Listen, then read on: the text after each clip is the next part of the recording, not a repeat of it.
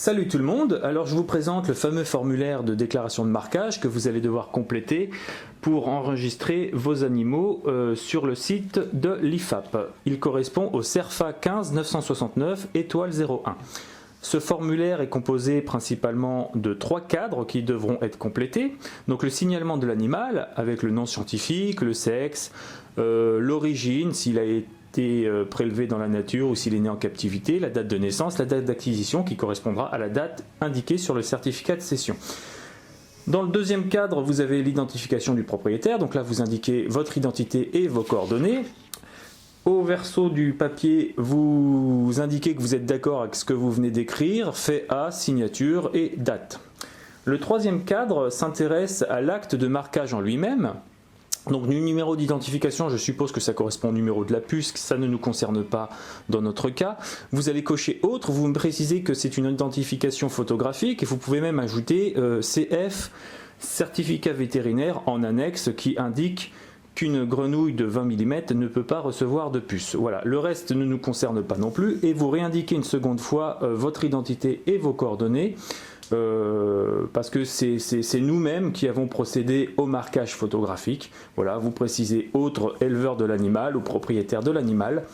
Vous cochez une seconde fois que vous êtes d'accord avec ce que vous avez écrit, vous datez, vous signez et le document est complet.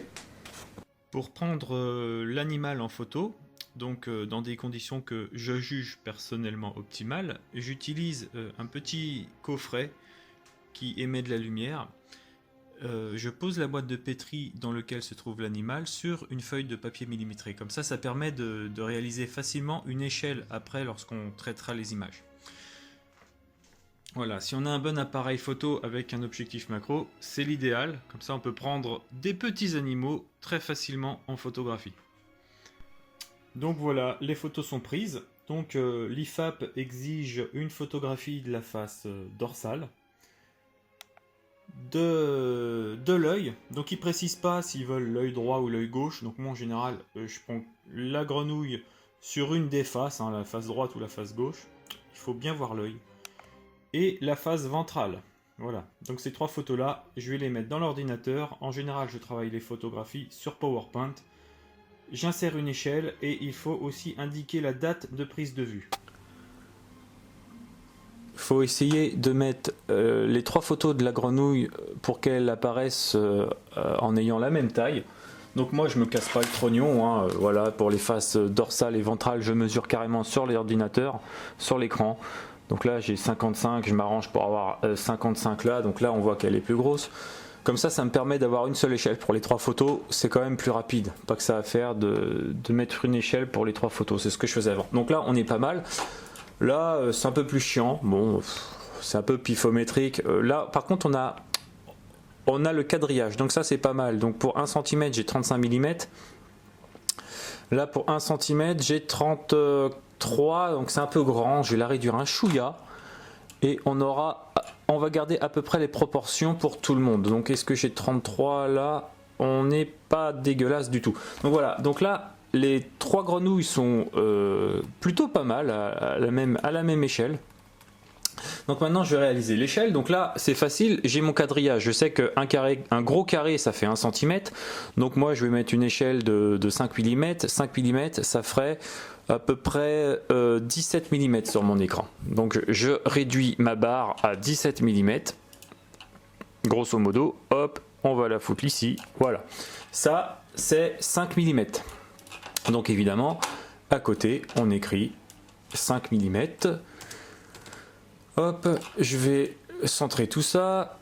On va mettre ça en gras. Bim, voilà. Et là, on a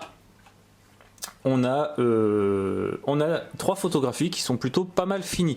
Ah, il faut que je mette la date d'aujourd'hui. Aujourd'hui, on est le 13 août 2019. Voilà, terminé.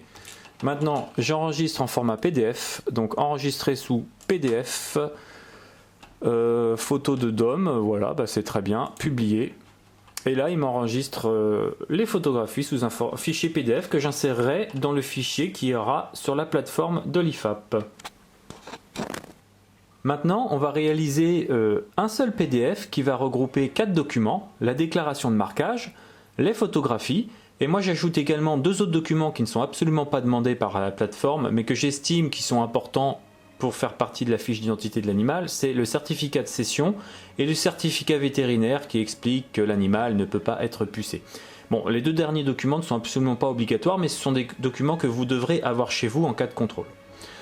Donc, pour fusionner 4 documents différents, j'utilise un logiciel sur internet, un logiciel gratuit qui s'appelle I Love PDF. Voilà, vous pouvez fusionner vos PDF ou les diviser, enfin vous pouvez faire pas mal de choses avec ça.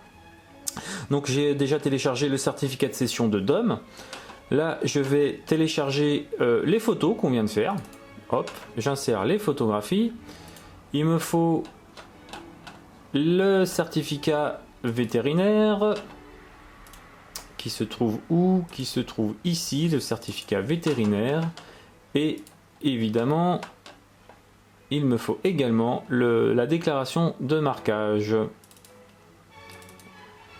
La déclaration de marquage de DOM qui est ici. Voilà. Donc je les remets dans l'ordre. Donc déclaration de marquage en premier, les photographies. Donc voilà. Donc déclaration de marquage et photographie sont les deux documents obligatoires pour enregistrer sur l'IFAP. Les deux autres sont optionnels, mais vous devez quand même les avoir avec vous. Donc moi j'ajoute le certificat de cession et le certificat vétérinaire. Voilà. On fusionne les fichiers ensemble. On télécharge le fichier. Et on aura un beau PDF avec les 4 documents. Voici le résultat des documents fusionnés. Donc on a la déclaration de marquage, les photographies, le certificat de cession et le certificat vétérinaire. Voilà, c'est parfait, tout y est. Et voilà, donc là on se retrouve sur la page d'accueil de l'IFAP. Vous allez voir à droite de l'écran un encart qui s'appelle « Déclarer ces animaux déjà marqués ». C'est ce qu'on vient de faire avec nos photographies. Donc on clique sur cet encart. Et il y a une page qui s'ouvre avec tout un tas de cadres à compléter. Donc le premier c'est information d'identification. Donc le type de marquage, on va choisir photographie. La date, vous indiquez la date de marquage. Là vous allez déposer le document qu'on vient de réaliser. Donc pour moi il s'agit du dossier de DOM. Voilà. Donc le fichier complet va s'enregistrer sur la plateforme.